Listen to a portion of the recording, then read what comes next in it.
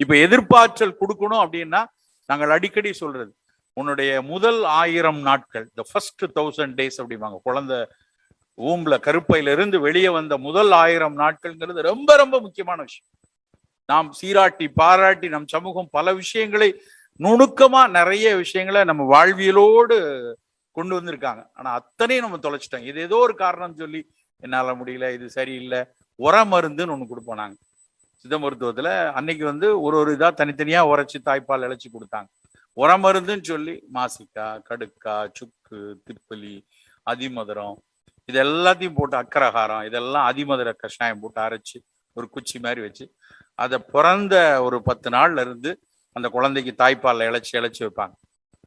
நிறைய நவீன அறிவியல் படித்தவங்க அதெல்லாம் தேவையில்லை, குழந்தைக்கு 6 மாசம் எதுவுமே கொடுக்கக்கூடாது அப்படின்னு சொன்னோடனே பல பேர் விட்டுட்டாங்க. ஒரு முறை இப்படித்தான் ஒரு பெரிய விவாதம், ஒரு 15-20 ஆண்டுகள் இருக்கும். ஒரு மிகப்பெரிய தமிழ் பத்திரிகையில எழுதிட்டாங்க, இது மாதிரிலாம் வசம்பு சேர்ந்தெல்லாம் கொடுக்கக்கூடாதுங்க. வசம்பு சேர்ந்ததுன்னா, வசம்பு தெரியுமா, அதுல அர்சாலிக் ஆசிட்னு ஒண்ணு இருக்கு, அது நரம்பை பாதிக்கும் அப்படின்னு எழுதிட்டான்.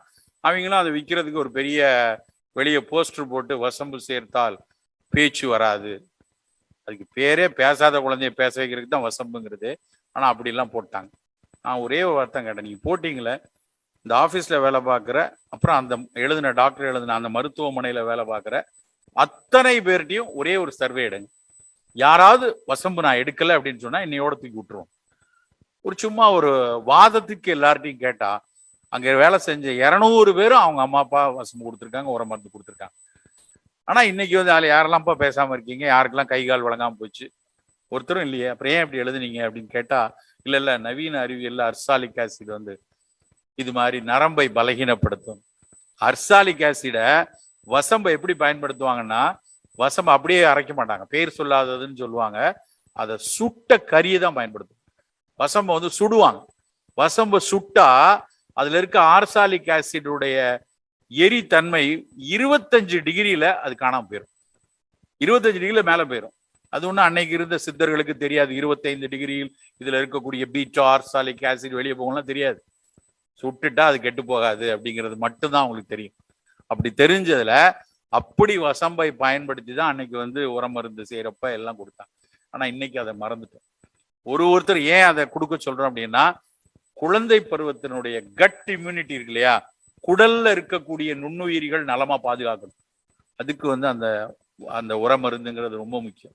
இன்னைக்கு ஆட்டிசம் மாதிரியான பல குழந்தைகள் 8 மாசம் வரைக்கும் நல்லா இருக்கு, அதுக்கப்புறம் ஆட்டிசம் வந்துருச்சு, ஆட்டிசம் ஸ்பெக்ட்ரத்துக்குள்ள இருக்காங்கன்னா முக்கியமான காரணம் குடல்ல இருக்கக்கூடிய உயிரிகள் நலமா இல்லை. அப்போ அதை சரி செய்வதற்கான மருந்து அந்த உர மருந்து. ஸோ இப்படி எண்ணற்ற நம்முடைய பாரம்பரியமும் மரபும் சித்த மருத்துவம் சொன்ன பல விஷயங்கள் நம்ம கிட்ட நம்ம குடும்பத்துல பொதிந்து இருக்கிறது.